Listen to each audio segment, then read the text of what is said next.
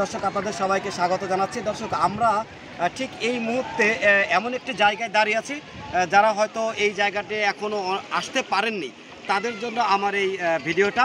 আমি দাঁড়িয়ে আছি একদম সিলেটের সেই জাফলং, যে স্বপ্নের জাফলং, যেখানে সবারই আসারই আসলে একটু স্বাদ থাকে। এবং এই জাফলংয়ের একদম জিরো পয়েন্টে আমি রয়েছি। আমার পিছনেই কিন্তু রয়েছে ভারতের মেঘালয় রাজ্য এবং বাংলাদেশের যে জাফলং, সেই জায়গাটিতে দাঁড়িয়ে আছি। দর্শক আমি একটু আপনাদেরকে এই মুহূর্তে দেখাতে চাই। আপনারা দেখতে পাচ্ছেন যে আমি এখন যে জায়গাটি দাঁড়িয়ে আছি, এই যে আপনারা পাহাড় দেখতে পাচ্ছেন, এটা হচ্ছে আপনার সেই ভারতের মেঘালয় রাজ্য।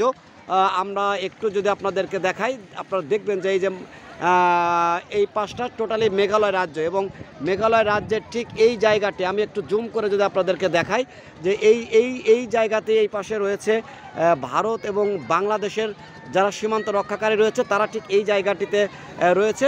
এবং এই পাশ দিয়ে কিন্তু অনেকেই ভারত এবং বাংলাদেশের মানুষ তারা অনেক সময় যাতায়াত করে, এমনটি আমরা জানতে পেরেছি। দর্শক আমরা এখন এই মুহূর্তে দাঁড়িয়ে রয়েছি বাংলাদেশের জাফলংয়ের এই পয়েন্টে। এবং আপনারা যে নদীটি দেখতে পাচ্ছেন, এটা পিউকি নদী বলে।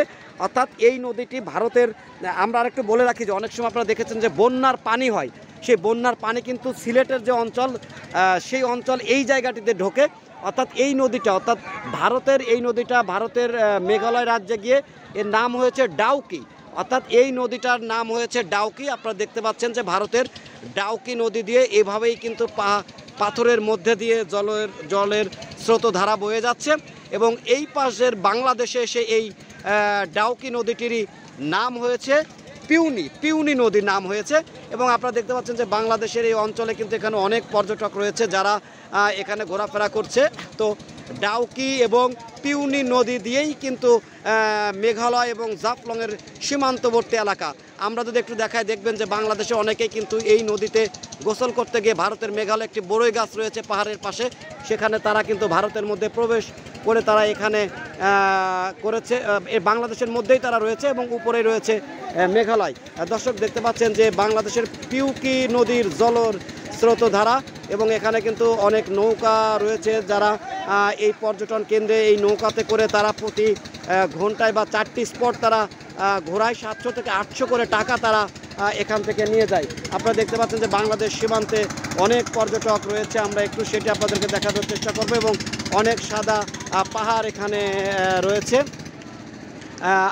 আমরা সেটি একটু দেখানোর চেষ্টা করছি। দর্শক জাফলংয়ের যদি আপনারা এখানে কিন্তু সব পরিবার আসতে পারেন, আপনাদের কিন্তু খুবই ভালো লাগবে। আমি আবার একটু আপনাদেরকে দেখাই দর্শক, ভারতের মেঘালয়ের সেই ডাউকি নদী, যেটি বাংলাদেশে এসে এর নাম হয়েছে পিউকি নদী। আমরা একটু দেখাই যে নদীর কিন্তু বেশ স্বচ্ছ পানি।